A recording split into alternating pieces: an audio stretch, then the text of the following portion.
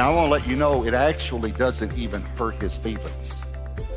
And it doesn't threaten him that you say to him, Lord, I'm mad at you right now. He might even say, kind of like to Martha, I understand.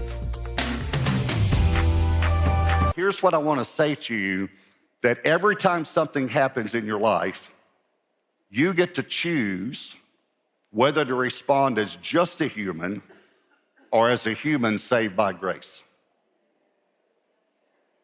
So you get to choose whether I'm going to respond with just my human emotion of fear or anger or resentment or, whatever, anxiety or worry, or you get to choose to respond as a human saved by grace with trust and faith and joy, even though you might still experience some other emotions, right? So I got 3 points, obviously. Here's number 1, quiet or busy.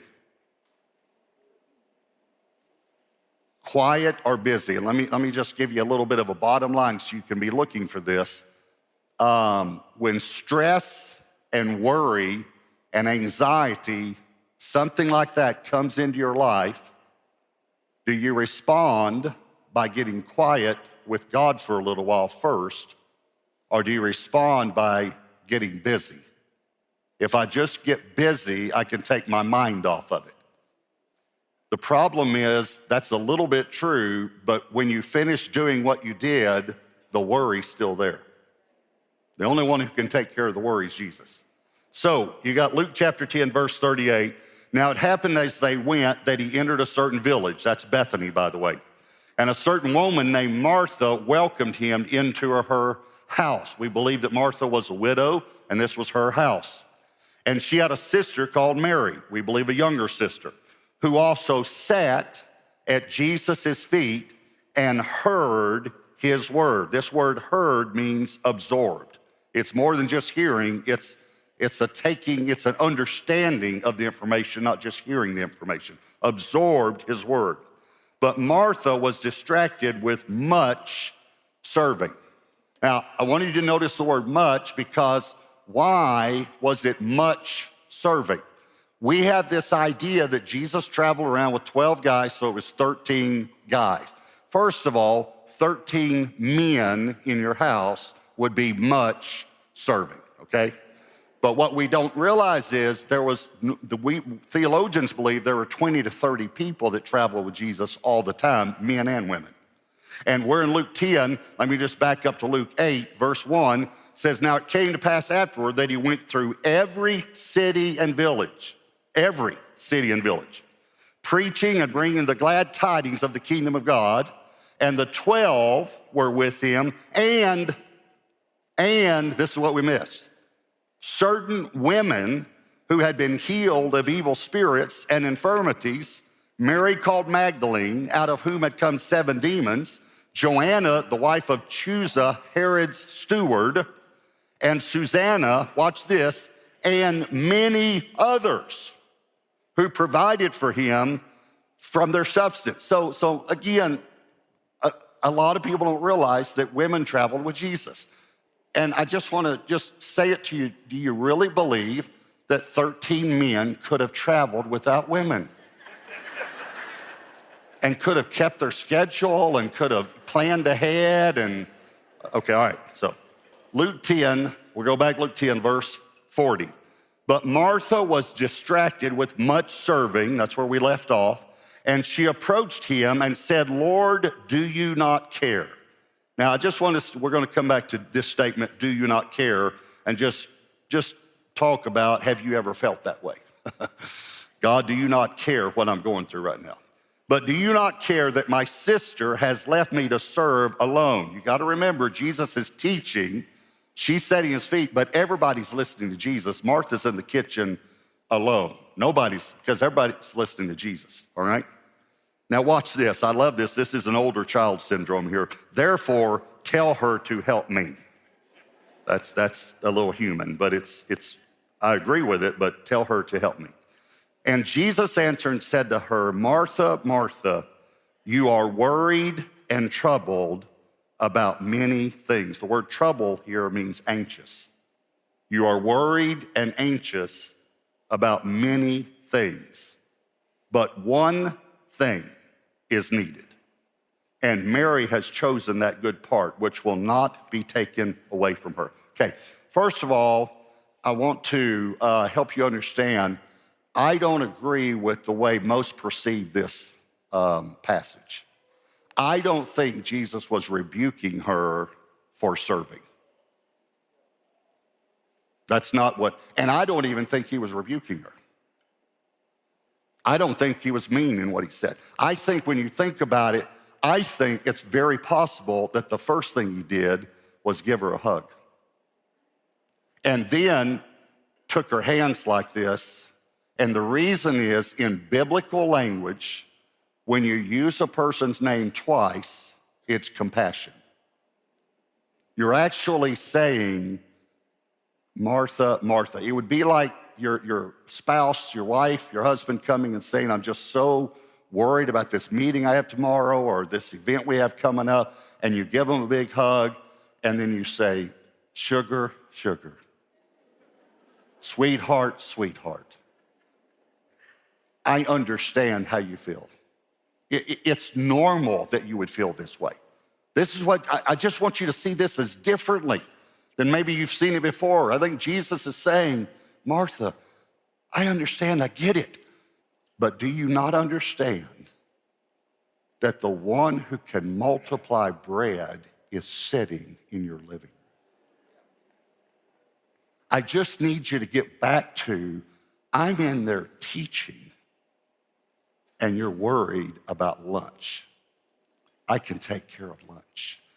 Now, again, I'm not putting Martha down because I have a tendency to get worried and troubled about many things. I have a tendency to get stressed. But what I want you to know is that every time stress and tension comes into your life, you have a choice whether to get quiet or get busy. And I'm just simply saying that many of us here try to work through stress instead of just sit at Jesus's feet for just a little while. So when stress comes in, we immediately need to make that choice. All right, here's number 2, temporary or eternal. Every time something happens in your life that could be stressful, and now we're going to talk about the death of her brother Lazarus, do you respond with a temporary mindset or an eternal mindset? Again, human or divine. 2 Corinthians 4:18 says, while we do not look at the things which are seen. In other words, he's saying, don't look at what you can see, but at the things which you can't see. For the things which are seen are temporary, but the things which are not seen are eternal. All right, so let's look at the story of Lazarus, John 11. Now, a certain man was sick, Lazarus of Bethany, in the town of Mary and her sister Martha.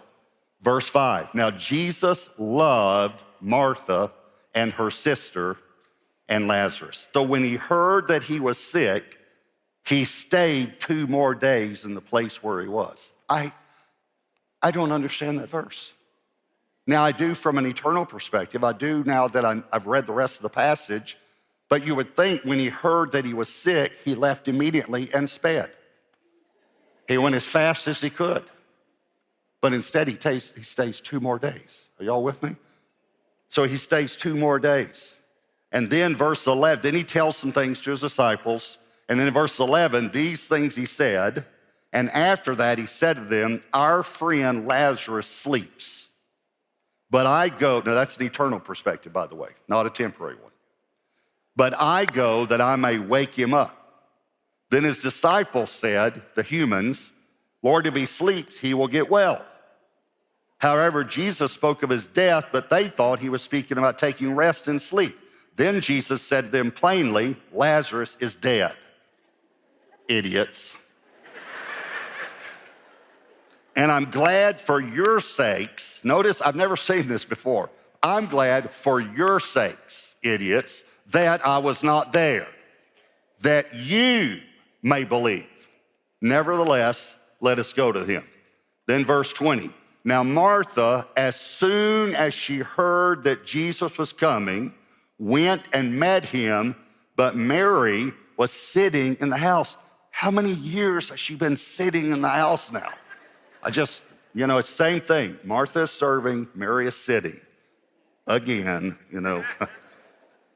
Now, you know what this shows? It shows different personalities. So the brothers died, Martha's working, Mary is contemplating. What I'm trying to say to you is, I'm not rebuking you if you're a person that says, I need to get busy. Not at all. I don't think Jesus was rebuking Martha for being busy. I think he was instructing her that you can get busy all you want, but if you never sit at my feet, you're not going to get over this.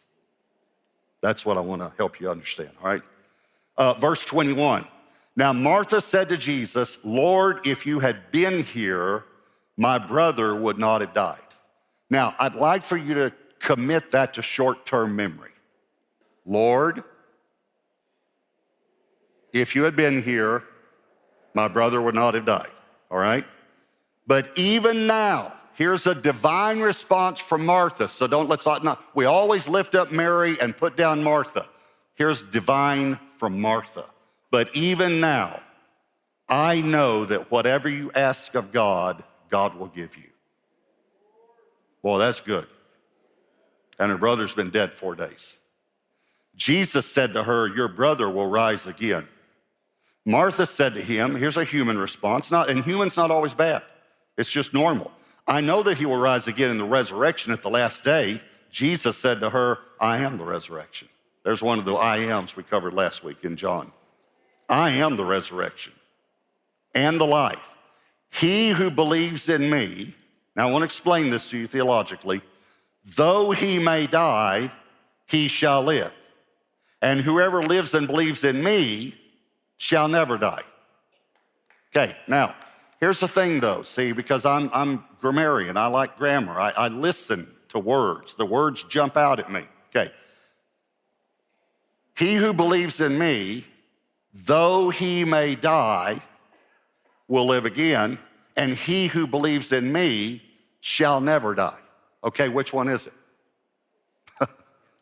Is it though he may die or shall never die? Okay, let me explain to you. It's both. It's what I'm preaching on, divinity and humanity. See, as a human, you're going to die. But as a human that's been born again, you're never going to die. You're just going to transition to a new location. That's the difference.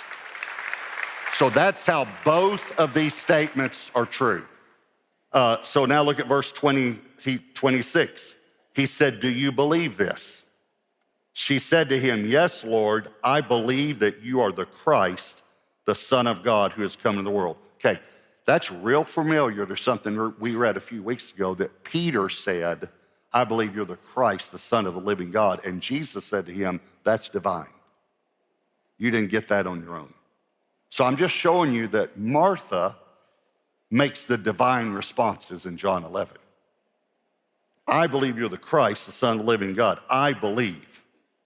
Then verse 32, then when Mary, this is what I told you to commit to short-term memory a moment ago. Then when Mary came where Jesus was and saw him, she fell down at his feet saying to him, Lord, if you had been here, my brother would not have died. Exact same words. You can go back and read them later if you think I missed one. Exact same words. Now, again, I think we take this negatively. Possibly they were not even saying it accusatorily. Possibly they were just making a statement. Because see, a centurion, a Roman centurion, a centurion comes from the word cent, which means 100. So they were over 100 men. This Roman centurion comes up to Jesus and says, Lord, if you'll speak, my servant is sick, and would you heal him? And Jesus said, yeah, I'll come with you. And he said, you don't even need to come, just speak the word and he'll be healed. And it says Jesus spoke, and from that moment he was healed. From that very moment. Okay, so they could have been saying, Lord, if you had been here, my brother would not have died, but I know you couldn't get here, your schedule, or whatever, but I wish you had been here, or I wish you had heard about it because, then maybe you could have just spoken the word and he would have been healed. Possibly, though, they were a little upset. Possibly they knew that they had sent messengers and that Jesus stayed 2 more days. Possibly there's a little bit of the Martha from earlier in Matthew 10 when we read where she said, "Do you not even care?" I'm just saying, maybe they weren't saying it in a bad way, but maybe they were. Now, the reason I want to bring that out is this is the way we feel sometimes. And I want to let you know it's actually okay to say it to God. And I want to let you know it actually doesn't even hurt his feelings. And it doesn't threaten him that you say to him, "Lord, I'm mad at you right now." He might even say, kind of like to Martha, "I understand." Possibly they were saying, "You could have intervened, but you didn't." Now, I want you to think about it, because sometimes when we go through tragedies, and I'm not trying to bring up a painful memory for you, but that goes through our humanity, our human minds, thinking, "Lord, I heard about people getting healed, and yet my son didn't get healed. My sister didn't get healed." What I want to say to you is, it's okay for you to say it. And I actually think he would rather you say it to him than just think it. And by the way, he knows what you're thinking anyway. So I think they were I think they were expressing their hurt and their disappointment. And that's okay to do that. See, we have this temporary or eternal. I'm gonna use the board here for a minute, okay? So this is the first time I ever heard this was just reading a theological book years ago. This line is going to represent eternity, all right? The reason it has an arrow on both ends is because eternity is not from now on. Eternity is it's always existed is what the word eternal means, okay? All right, so that's eternity, okay? The line. I'm going to put a dot. Let me do it let's say like that, okay? That's your life. And let's just say you live to be 100 years old. And so if that was 100 years, and I made the dot really bigger, but somewhere in here is like 10,000 years, 20, 30, 40, 50, 60, somewhere you get to 100,000, then somewhere in here, maybe over here you get to, it's not up to scale, to 1 million, and then 10 million, and you people over there to 100 million years from now, okay. So there we go. All right, here's my point. What's most of your focus on? The 100 years or eternity? What are most of your thoughts on? Here's a good one. What are most of your prayers about? This is the old saying, "Pastor, you've quit preaching and gone to meddling." This is what we think about, pray about, have emotions about most of the time, is this dot instead of eternity. Every time something happens in your life, you can make a temporary decision or an eternal decision. And this is what John 11's about. He's trying to help them to understand that. All right, so then let me hit just a little more about Jesus understanding death. And again, I think we misinterpreted this passage. John 11, verse 35 is the shortest verse in the Bible. Jesus wept. Would y'all like to memorize a verse in the Bible tonight? Today, huh? You want to do that? You ready? Jesus wept. You just memorized a verse in the Bible. It's got a subject and a verb, and that's it, all right? Then the Jews said, "See how he loved him." Okay, I don't think he was weeping over Lazarus' death. And all you gotta do is back up 2 verses to see what he was weeping about. Verse 33 says, "Therefore, when Jesus saw her weeping," that's Mary, "and the Jews who came with her weeping, he groaned in the spirit and was troubled." When he saw humans who had just lost someone they loved, weeping, not just crying, weeping. He groaned and was troubled. The word groaned here means to snort with anger. Like, just makes me mad when I think about it. And then the word troubled here means agitated. But he wasn't angry and agitated at Mary. He was angry and agitated at death.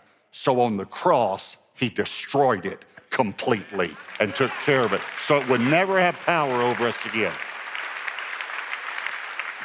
He wasn't weeping over Lazarus dying. He was about to raise him from the dead.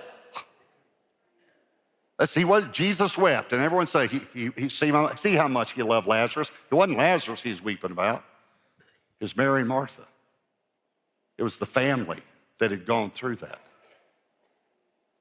So there's so many things I think here's the way 1 Corinthians 15 says it in the Message.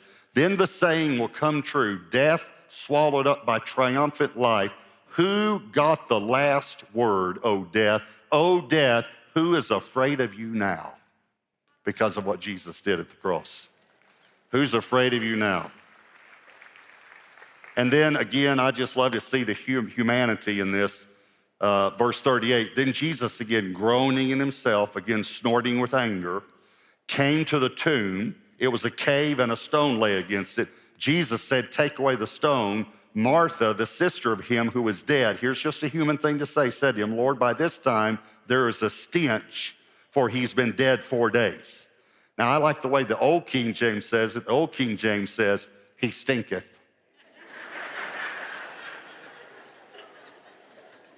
He stinketh. It's kind of like you say to a baby, oh, come here, let me, what, Mom? Okay.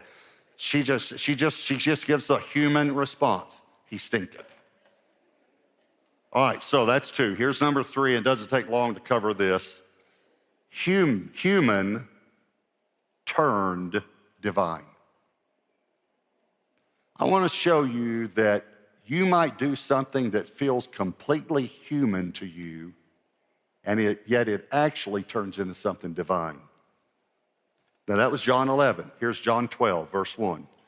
Then 6 days before the Passover, Jesus came to Bethany, where Lazarus was, who had been dead, whom he had raised from the dead. There they made him a supper. Now, watch, this is not a surprise, and Martha served. But Lazarus was one of those who sat at the table with him. Then Mary took a pound of very costly oil of spikenard, anointed the feet of Jesus. Matthew and Mark says she also anointed his head, and wiped his feet with her hair, and the house was filled with the fragrance of their oil. And then remember, Judas got mad about it. He said this could have been sold for a year's wages, given to the poor, and he didn't care about that because he stole out of the money box. Verse 7, but Jesus said, let her alone. She has kept this for the day of my burial. And Mark 14 says, she has done what she could. This is why I want you to know. Sometimes you might think what you're doing is just human, but it's just what you can do. She has done what she could.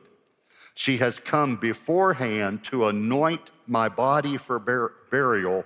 Assuredly, I say to you, wherever this gospel is preached in the whole world, what this woman has done will also be told as a memorial or as an eternal thing.